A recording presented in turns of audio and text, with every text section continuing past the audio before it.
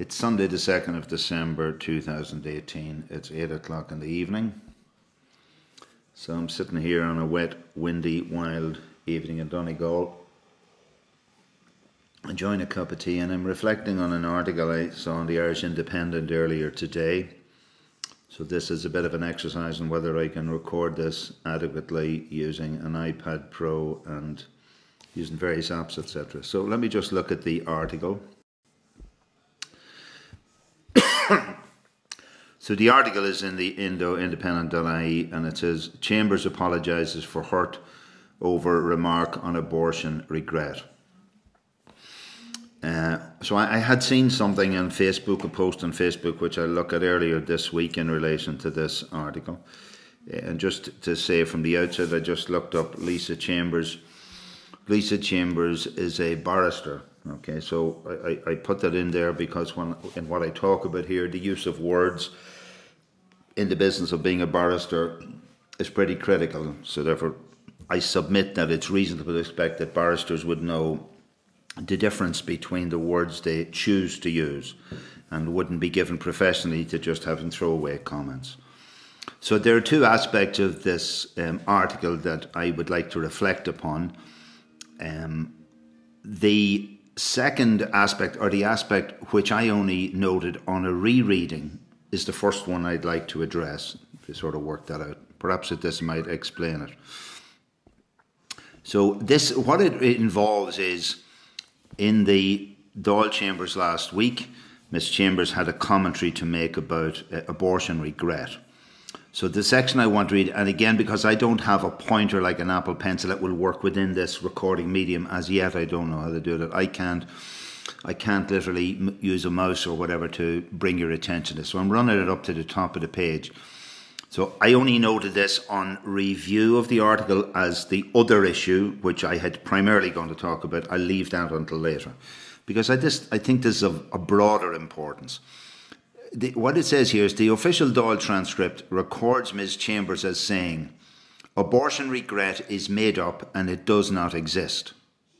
Though video from Thursday night shows that she said abortion regret is a makey-uppy thing, it doesn't exist. So the official Dáil transcript has recorded Ms. Chambers as using the word is made up, as again is a makey-up. Is a makey-uppy thing. So I'm just looking at that, and there's a number of things shooting through my mind. The first thing is this whole idea of official Dáil transcript. So for example, my understanding of a transcript, and if anybody would understand it, it is Barrister Lisa Chambers. A transcript, as I understand it, is where someone with a professional skill writes down the utterances of a person who is speaking. They don't interpret that, they don't put their own view on it, they don't say this is really what she was trying to say. Whatever words come out of my mouth, they write those words down and not other words. They don't add to them, they don't put from them, they don't create a précis, they don't create an editorial. So for me, I'm left at saying, what did Chambers say? Did she say abortion regret is a made up thing, or did she say abortion regret is a makey-uppy thing? What did she say? So I'm just going to again try and see if I can capture this within the Facebook dynamic. So this is the video that I was looking at. And again, I'm interested in whether the recording feed that'll come from Facebook here will be actually recorded on this soundtrack. So there's a bit of trial and error going on here from me, but let's listen. I have dubious sources. Abortion regret is a makey-uppy thing. It doesn't exist. It's just your own. I don't know what you want to call it, but it doesn't exist. So we have there, sorry, I'm just going to move back at it there again. So, there's the video evidence. So what we have nowadays, obviously because the Oireachtas hearings or the events in the Oireachtas are recorded, there is a vehicle here for calibrating, cross-referencing and checking what was said and what's written. So what we have here, there's evidence, and I've seen and heard that evidence for myself. I have heard Ms. Chambers saying abortion regret is a makey-uppy thing. And I'm now faced with the fact that the official Dáil transcript records her as saying abortion regret is made up, not is a makey-uppy thing. So The question I'm saying to myself, the transcriber, whose role it is to write down the utterances of the speaker, did that transcriber write down the words Mickey Uppy, or did they write down is made up? Because these are not the same words, and I challenge anybody to suggest that they actually sound the same. They're not the same. There's different phonetics involved, I believe, in both of them.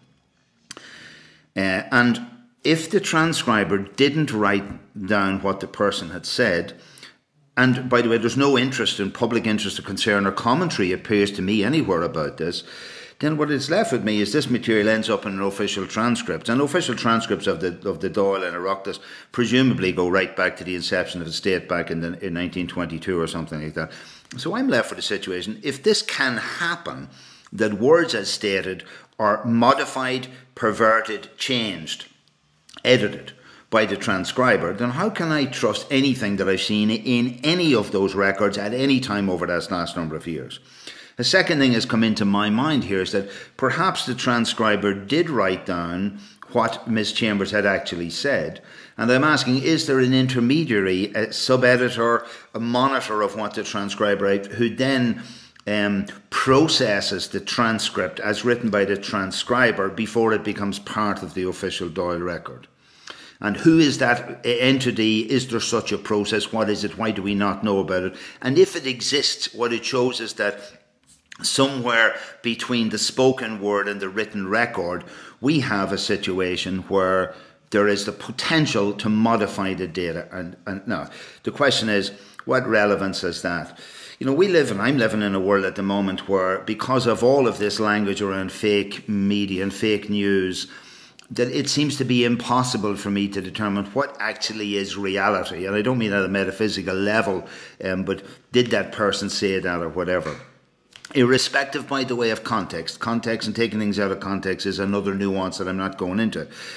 And what I'm saying to myself, like, if we have the official transcripts of this state, which are capable of producing a modification of what somebody says and nobody noticing or noting this, and even worse, when someone raises this issue, says, sure, it really doesn't matter, then I think we are lost and we have no chance of ever gaining a foothold in a solid underpinning from which we can build a sustainable society. That would be my argument. And just to support that, what it brought back in my mind that back in either late 1990s or early 2000s, around 99 to 2001, there was a lot of change going on in the Irish court system, which ended up with the development of the court services. It was as a result of research and going on, I think being led by Susan Denham, who was then the Chief Justice, into the running of the courts, etc.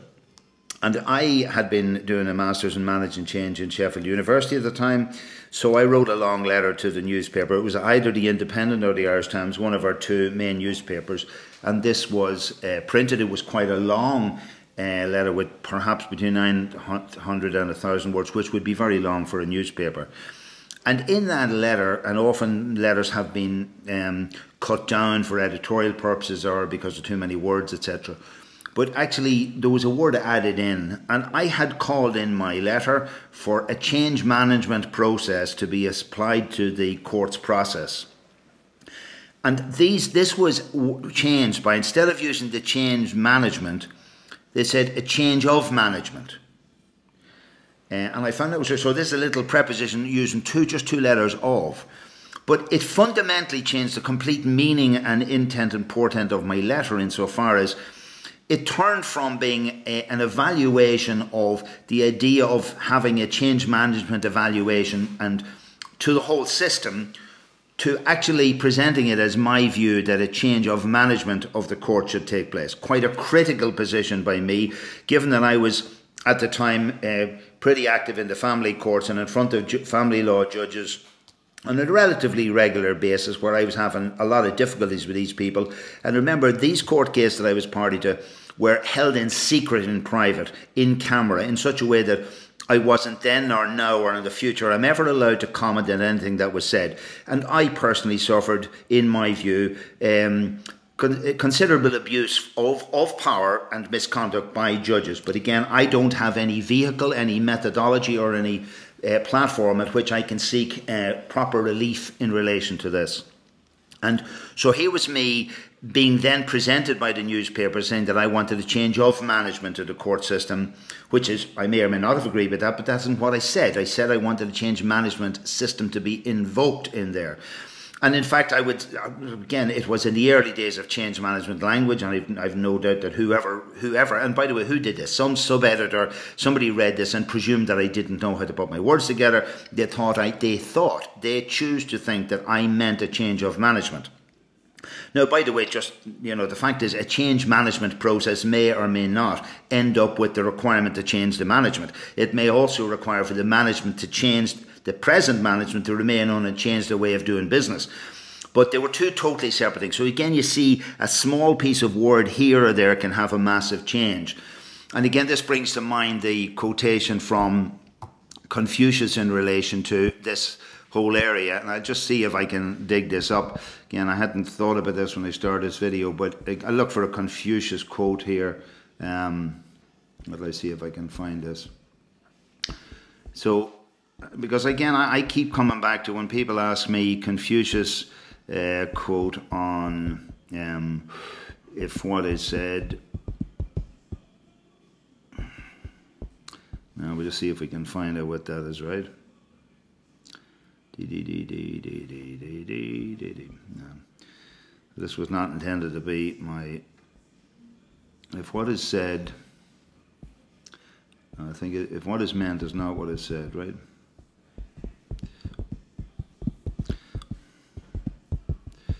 So again, apologies to any viewer.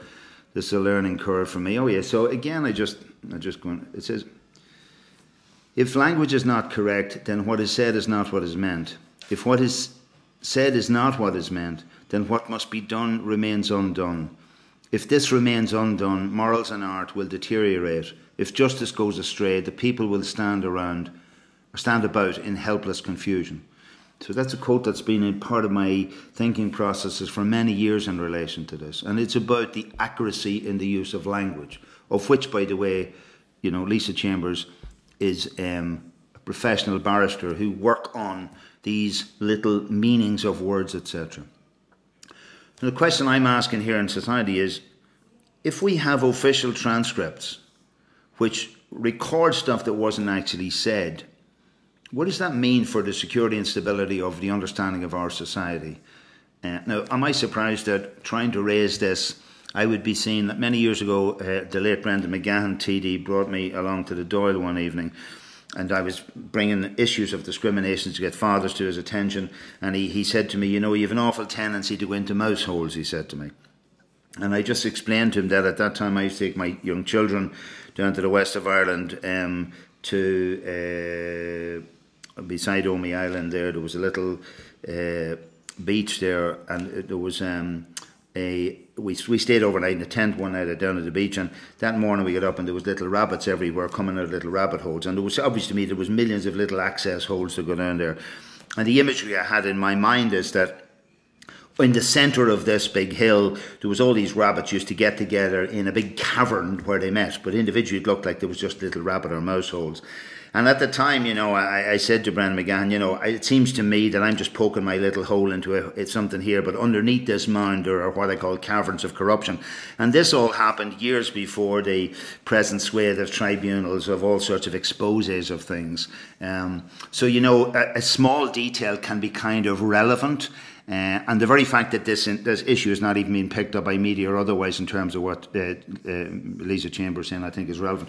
The other thing I would say is that using the words abortion regret as a makey-uppy thing, as against saying it's made up, has different neurolinguistic inferences in the way in which it's quite dismissive almost, using that makey-uppy stuff, thing you'd sort of say to an unintelligent person or something. So there's a drive behind an intent, I suggest, and particularly when used by a barrister in relation to it.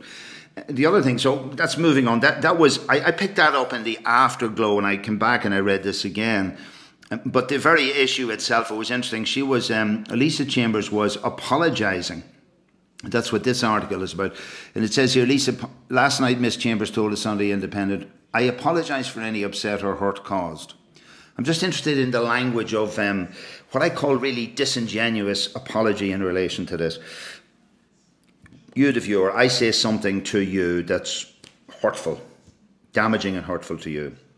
I then turn around and I apologise to you for the hurt which you experienced, as if it had nothing to do with that which I had done. So in the verb of me doing something to you, the action of I did something to you, but I'm sorry and apologise for not having done it to you, but I'm sorry for the effect it seems to have had on you. And, you know, that almost seems to epitomise all we do in the corruption of ethical leadership in our country. And now moving on to what originally I thought about when this stuff came across. I was just mindful of, in this whole discussion around abortion regret, we're talking about abortion regret.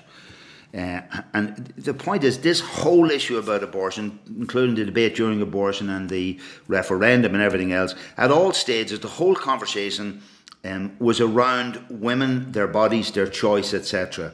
And while men, half the country, the world are men effectively, or certainly in Ireland, half the voters were men, all of the men were expected to vote on an issue which was a woman's issue, only a woman's issue. Men are not allowed, according to the debate, allowed to the narrative, controlled by men as well, like Leo Varadkar and the rest of them, is that you couldn't, as a man, have a view about whether you, as a man, as the co-creator of a child, an expectant father, would have any right to have a view on whether that abortion should take place or not take place. And I'm not setting out here whether, in this case, it's not to do with whether you're pro or against abortion, it's to do with the fact that the only deciders in relation to this should be women. Men should have no say whatsoever.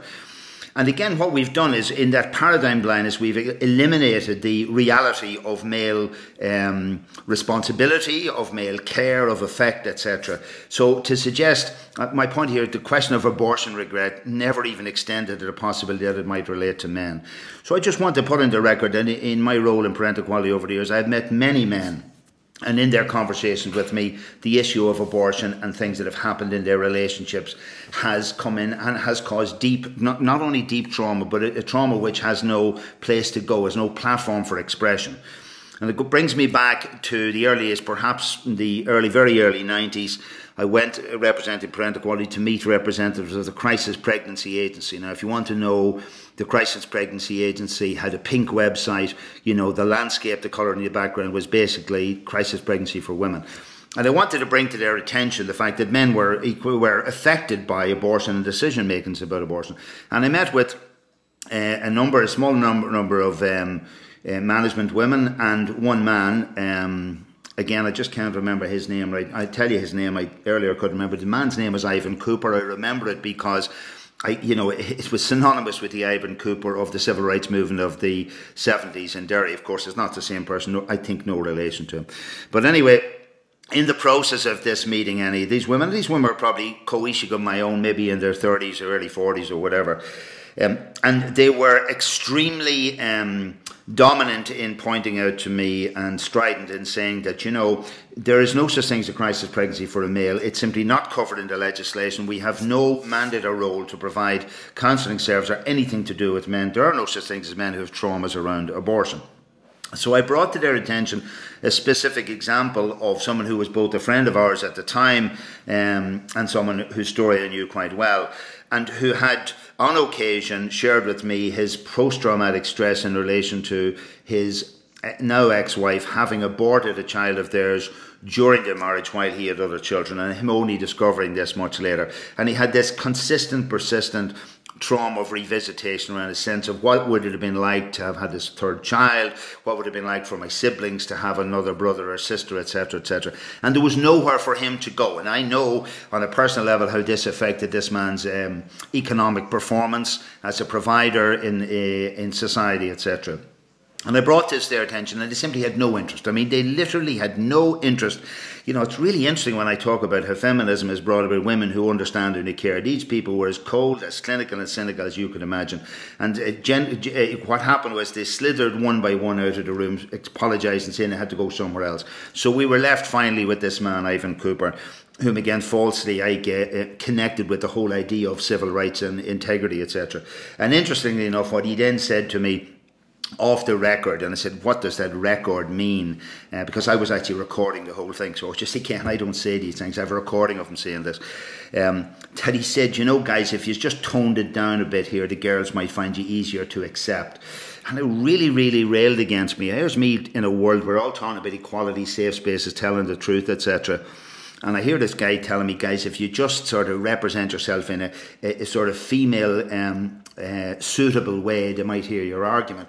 And it goes back to a line I learned from Louis the poet one night when I was in TG Carr with him and John Waters, and Louis introduced me to that language of "An bhfuil de ceartagam, no an bhfuil de ceadagam." Do I have your permission to speak, sir, or do I have the right innately to speak my truth?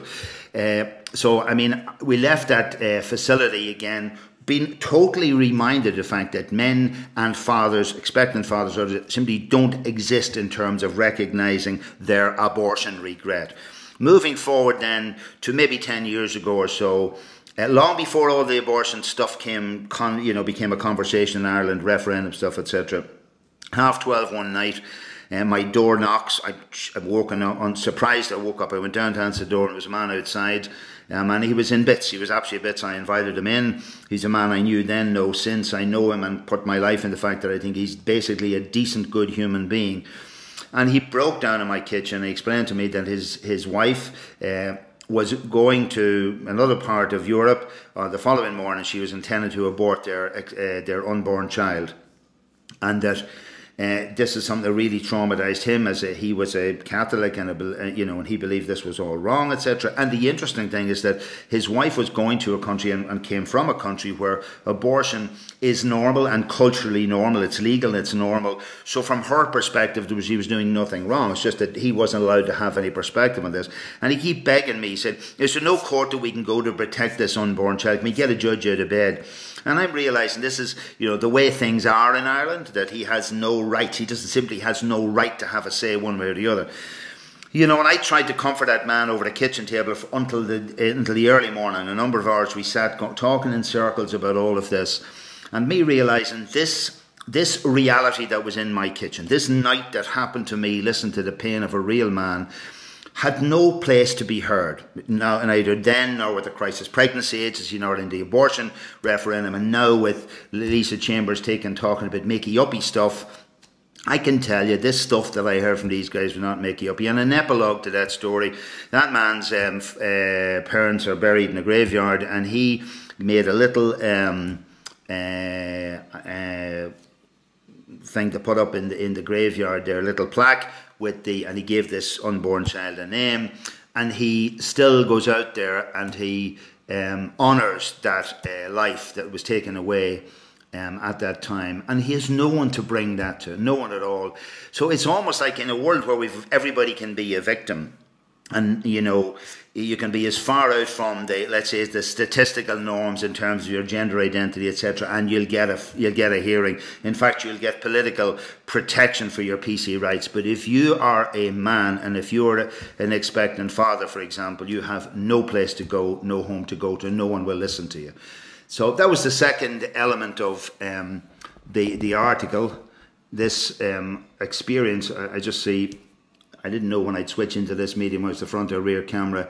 Probably a lot of this has been stimulated by my present reading of John Waters' book, Give Us Back the Bad Roads, which I'm in the process of reading at the moment.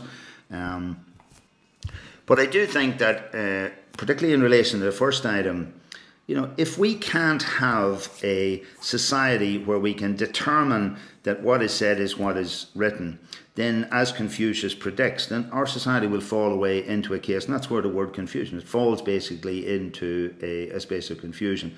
And for me, reflecting this time in my life, really, I keep going back to the question, the only question I end up all my Facebook posts with is, does it matter?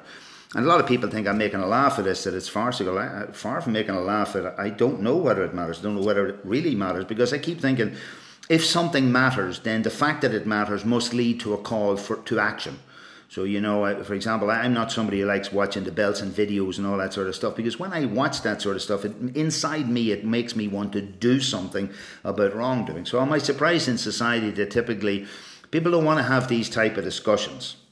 It's much easier to have knee-jerk reaction, ventilation-driven discussions. But in actual, if something matters, then you must do something about it. If it doesn't matter, well, there's a question, does it matter that it doesn't matter? Does it matter, did it matter in the past? Does what happened in the past matter now? If it doesn't matter now, how is it ever going to matter in the future? And do we change our views about what mattered as time goes on? You know, let's say, it's like before you abort, something might matter. Afterwards, does it matter in a different way? And, you know, is there any stability around what matters? The other thing is, do things matter to different people differently, and does that matter? And what becomes, when does enough matter get established that it matters enough that it becomes, let's say, a matter of substance that becomes a law or a rule? And when do people, you know, again with the idea of rights, who determined, for example, that fathers in their roles as father would simply have no rights? Who made that determination? And by the way, the implementation of that, and be quite clear, this is not something that I'm saying happened, be done by women. Most of this was policed by other men. So, I mean, does that matter? Anyway, look, I hope this, in my exercise, I hope this gets recorded, I see. So, let's see.